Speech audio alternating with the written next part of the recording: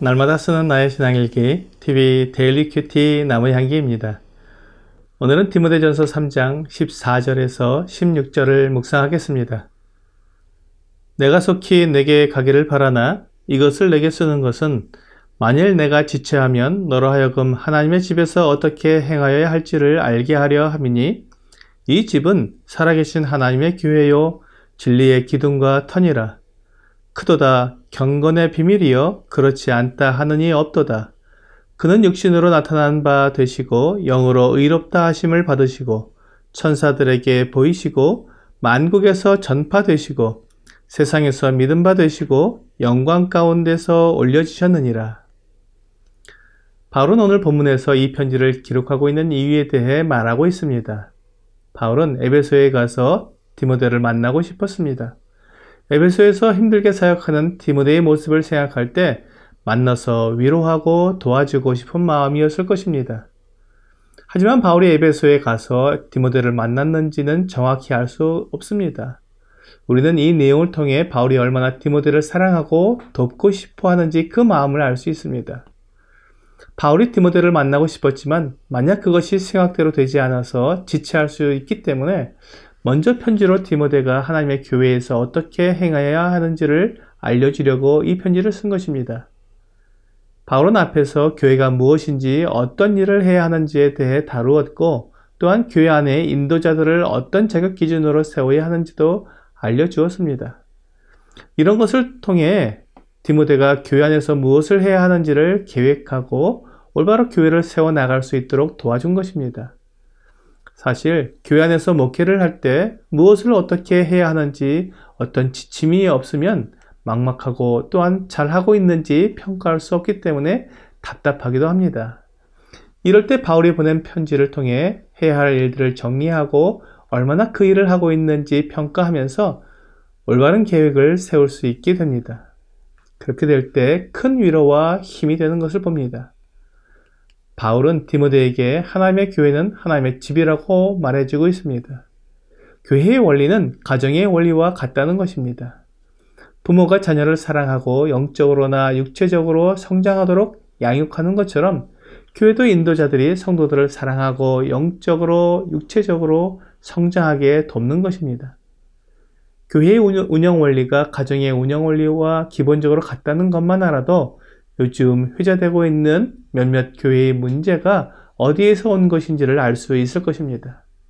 교회는 결코 회사나 단체가 아닙니다. 교회는 가족이며 하나님의 집입니다. 나의 유익을 위해 또는 자아 실현을 하기 위해 모이는 곳이 아닙니다. 가족으로서 서로 사랑하고 하나 되어 하나님의 뜻을 이루기 위해 모이는 것입니다. 그래서 교회를 진리의 기둥과 터라고 말씀하고 있습니다. 교회가 진리의 기둥이 되는 것은 나의 유익이나 나의 자아 실현과는 아무런 관계가 없습니다. 하나님의 뜻과 하나님의 계획과 관련되어 있을 뿐입니다.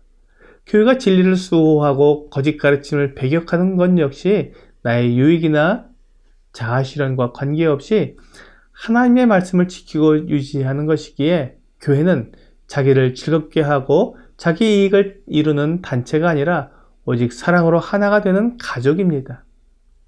바울은 16절에서 교회 안에서 우리가 드러내야 하는 하나님의 진리의 내용이 무엇인지 간략하게 설명해 주고 있습니다. 바울은 그것을 경건의 비밀이라고 말합니다. 교회가 진리의 기둥과 터 역할을 하면서 진리를 선포하고 지키는 일을 하려면 경건의 비밀을 알아야 합니다.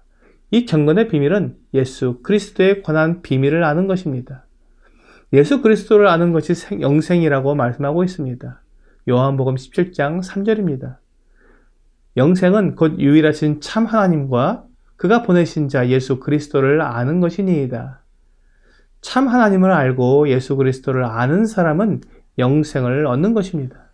예수 그리스도를 아는 것이 어떤 내용인지 오늘 본문 16절을 통해 살펴볼 수 있습니다. 이렇게 영생을 얻고 구원을 얻는 믿음을 가지는 것이 경건입니다.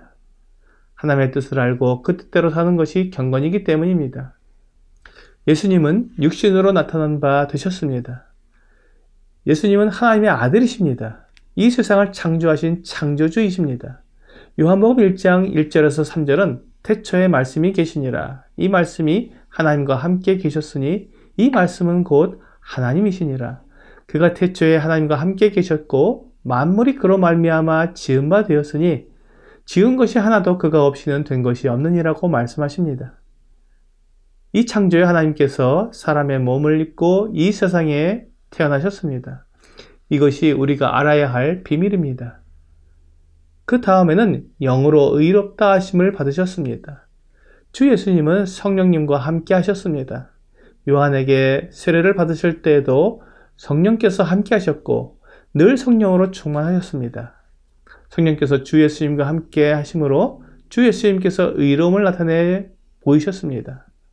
세 번째로 주 예수님은 천사들에게 보이셨습니다. 주님께서 탄생하실 때, 주님께서 고난을 당하실 때, 주님께서 부활하실 때, 그리고 하늘로 승천하실 때 늘 천사들이 주님을 섬기고 있었습니다. 천사들은 주 예수님을 보면서 이 구원의 비밀을 조금씩 알아가고 있었을 것입니다. 주 예수님의 사랑과 희생과 용서와 영광을 보면서 사람들을 향한 놀라운 사랑을 경험하였을 것입니다. 주 예수님은 만국에서 전파되셨습니다. 예루살렘과 온 유대와 사마리아와 땅끝까지 주 예수님이 전파되셨습니다. 이렇게 주 예수님이 전파되셨을 때 세상에서 믿음 바 되었습니다. 이 복음을 듣고 주 예수님을 믿는 사람들이 생긴 것입니다. 많은 사람들이 주 예수님을 보고도 믿지 못하였는데 이 복된 소식을 듣고 믿은 사람들이 생긴 것입니다. 이들이 바로 교회입니다. 그리고 주 예수님은 영광 가운데서 올려지셨습니다.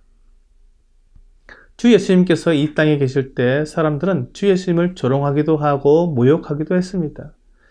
마지막에는 채찍으로 때리고 가시관을 엮고 머리에 씌우며 조롱하기도 했습니다. 십자가에 달려서 힘없이 죽어가는 주 예수님의 모습을, 그 모습은 전혀 영광스럽지 않았습니다. 사람들이 고개를 흔들 정도로 끔찍한 모습이었습니다. 그러나 부활하시고 승천하시는 주 예수님은 영광의 왕이십니다. 주 예수님은 모든 이름 위에 뛰어난 이름을 가지시고 모든 무릎이 그 앞에 꿇는 영광을 가지신 하나님이십니다. 그리고 주 예수님은 영광 중에 다시 오실 것입니다. 이러한 비밀을 아는 사람은 분명히 경건한 삶을 살게 됩니다. 오늘의 적용 질문을 보겠습니다. 주님의 삶을 묵상하며 본받아 경건에 이르기를 연습해 봅시다. 주 예수님을 아는 것이 경건한 삶을 사는 기초가 됩니다. 주 예수님께서 하신 말씀과 일들이 나에 대한 사랑의 표현임을 알게 될 때 경건한 삶을 살게 됩니다.